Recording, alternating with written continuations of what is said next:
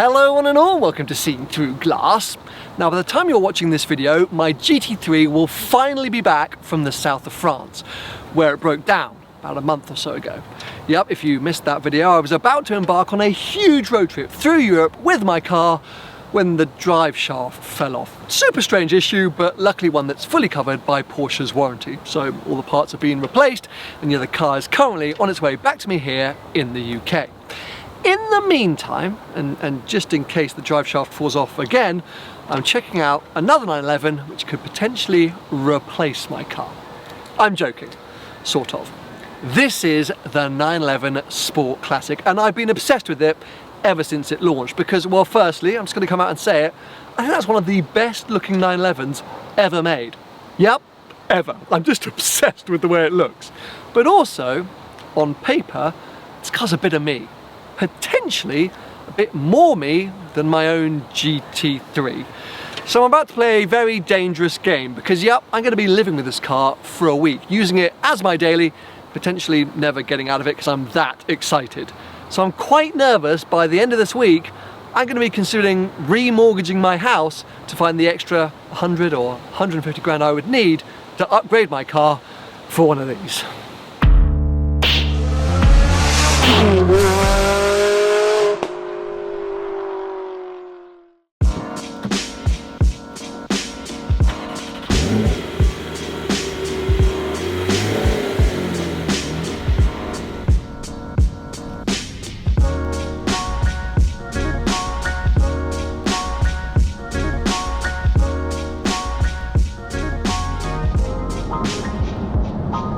Well, good morning. Welcome to day 2 with the Sport Classic.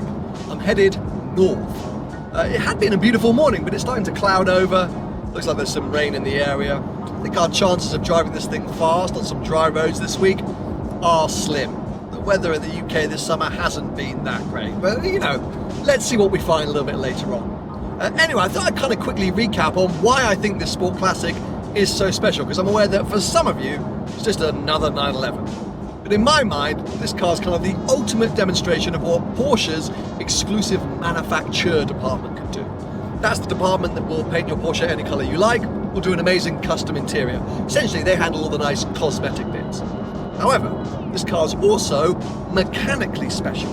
It's essentially a manual, rear-wheel drive 911 turbo. And you can't usually get one of those. So yes, it's a beautiful bespoke version of a car that I often say is probably the world's best point A to point B daily supercar, the 911 Turbo, but in kind of ultimate driver focused format. It's got 3 pedals, sends its power to the rear. So hopefully now you understand why, at least on paper, this thing gets me so excited.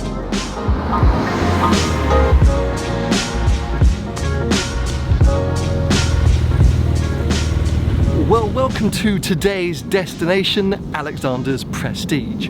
Later this year, Tony and I are hosting a number of live podcast events, and a couple of them are happening here at Alexander's, so I've come to catch up with the team and chat through the events. By the way, if you want to attend any of those live podcast events, head over to seeingthroughglass.online and go to the events page. We're doing 5 events here in the UK and 4 in Australia. More details on the Australian events coming soon, but the 5 UK events are currently live, and I think tickets are available for a couple of them are sold out. Anyway, head over seeingthroughglass.online/events. Now, before I sit down with the team here, I think we should do a quick whip around of the showroom because, well, there's always awesome stuff knocking around.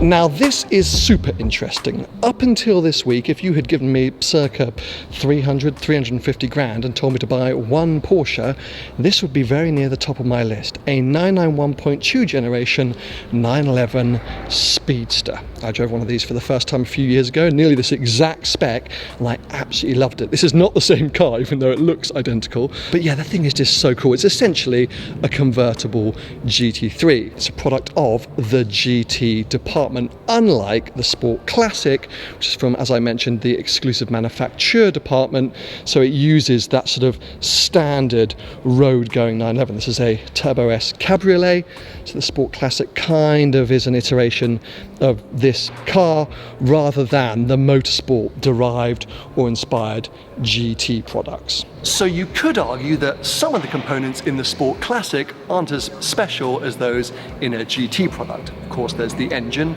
suspension, but also the gearbox. As far as I know, all modern manual GT products have a 6-speed box, whilst the Sport Classic gets the standard 7-speed. It does sometimes feel like one speed too many, except when you're on the motorway, and that 7th gear really comes into its own. Today's journey uphill was 220 odd miles, and I just sat in 7th gear at 70 miles an hour, doing like 33 mpg, the engine just sitting quietly at just under 2,000 RPM. Meanwhile, my GT3 with its motorsport engine and that 6-speed box, it's so shouty all the time, which is obviously epic and great when you're on track or driving fast, but on the motorway it's quite nice to just knock it up that one final gear and cruise. Anyway, let's not get ahead of ourselves, because as I say, give me that money, this is still top of my list. Let's see at the end of the week if it remains the big money Porsche that I'd go out and buy tomorrow, if I could. I can't, but if I could.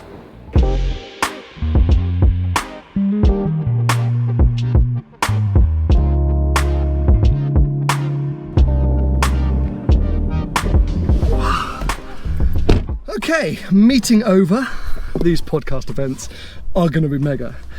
Anyway, the sun is just about still out, and strangely, I drove the first Sport Classic, a 997 generation Sport Classic, on a road literally just here. Alexander's Prestige had one in stock a few years ago, and I just went on a short drive up and down a pretty good little test route they have. So I think that's what I'm going to try and do now in this car, not to compare the two generations, but just because I think this might be the best chance I have to push on this car before the heavens open once again. Let's do it.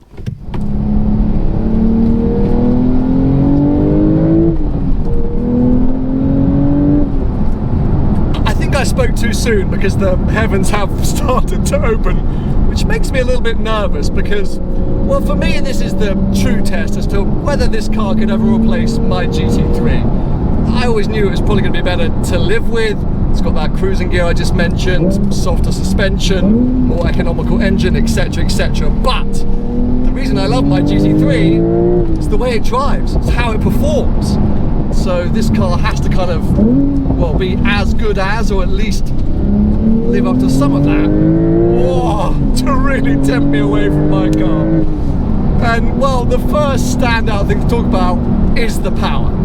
So the Sport Classic has 50 horsepower more than my GT3, it's like a 550 horsepower, but it's available a lot earlier, about 6,000 RPM compared to the 9,000 RPM mark in the GT3 or just below. It's also got nearly 100 pound-foot torque more. It means this thing absolutely fires itself along the road. It's just ridiculous. And with that manual gearbox, it's actually a little bit scary, I've got to be honest. It kind of reminds me of the 997 generation GT2. I never thought I would say it, but it feels like potentially too much power for a manual gearbox. You're just constantly doing things. It just wants to set off like a ballistic missile. And it really will step out on you, this car. It wants to spin those rear wheels, which is so bizarre because it's obviously such a beautiful looking thing, very dignified design, but then just like psychotic.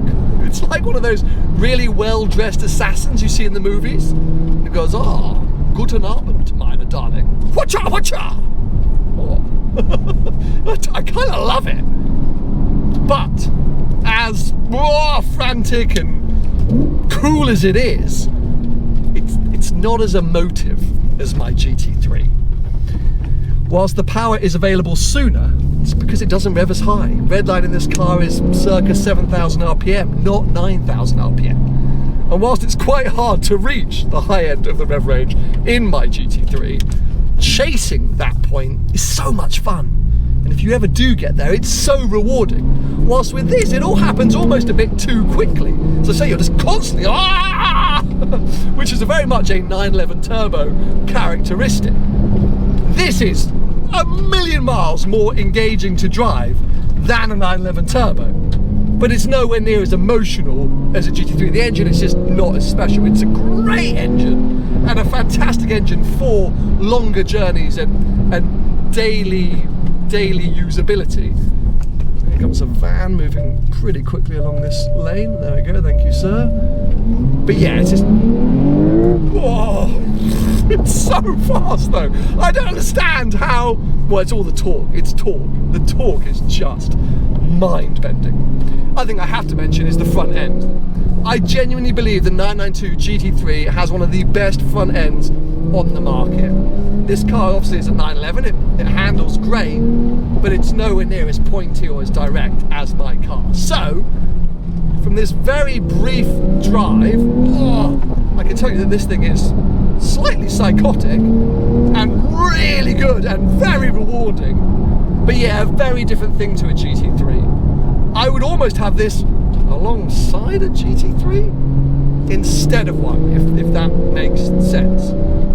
Look, it's early days, it's only day 2, and that was a very short drive on a pretty tight and narrow road. But I very quickly realised, okay, this is a different thing. This doesn't compete, I don't think, with a GT3 or a GT3 Touring. Anyway, long old journey back to London now, about 4 hours to go, which I'm really not complaining about. And we'll see if later this week we can get back out again and have some more fun in this kind of surprising car.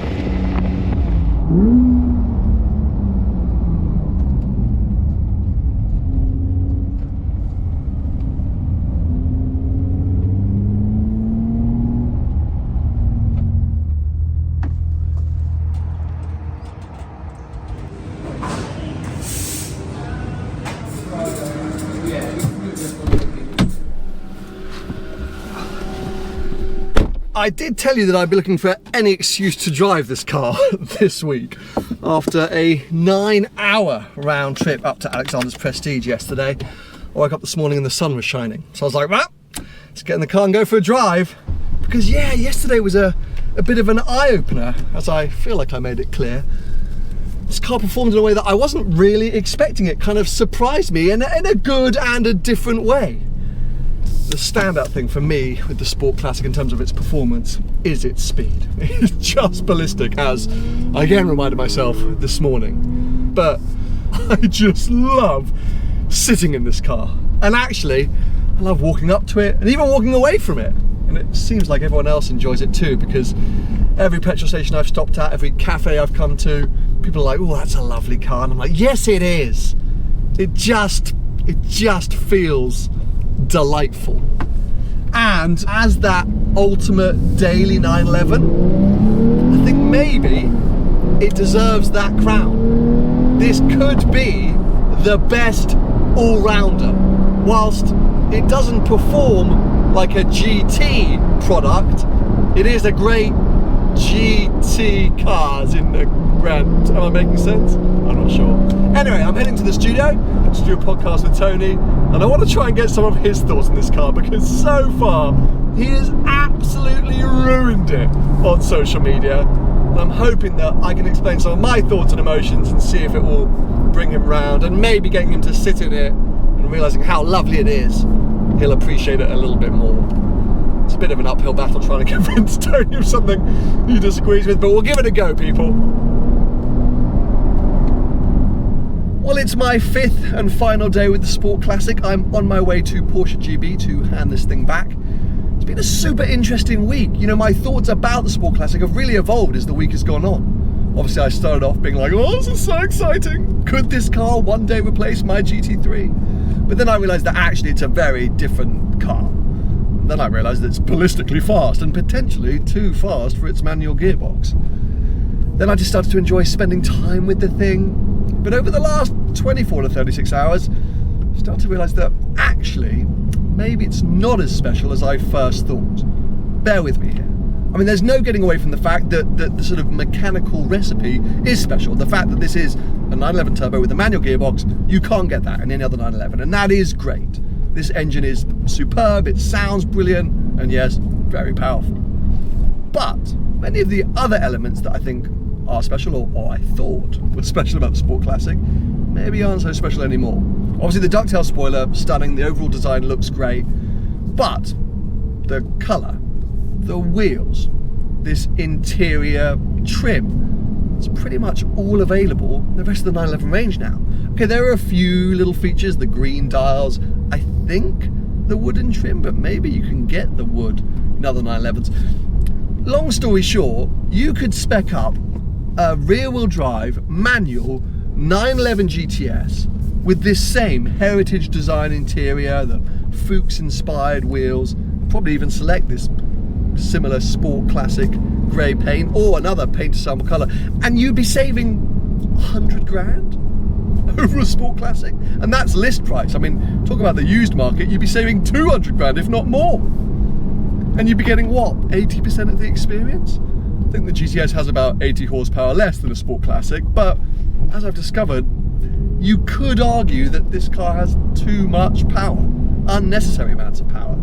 Okay, you might not get the smoothness, the joy, everything that this turbo engine gives you, but a GTS engine is still lovely and fast and good to drive.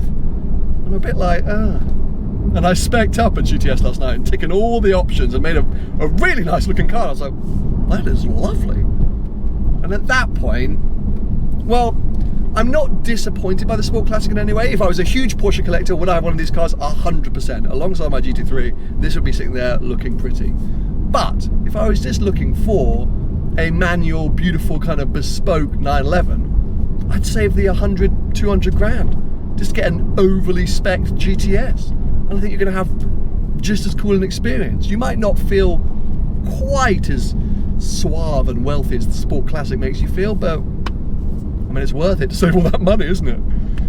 Anyway, I'm super glad that I finally got behind the wheel of the car, and yeah, it's been a great experience. And I think I'll just wrap things up there. So give this video a thumbs up if you've enjoyed it. And make sure you stay subscribed for plenty more Porsche videos to come, because yes, my GT3, by the time you've watched this, will be back in the country. And then next week, I'm off to Germany to get behind the wheel of another quite interesting GT department Porsche. Not entirely sure when that video will be coming out, but stay tuned on my Instagram page and things like that, because yeah, that's going to be fun. Anyway, I'll wrap things up. Stay tuned. I'll see you soon.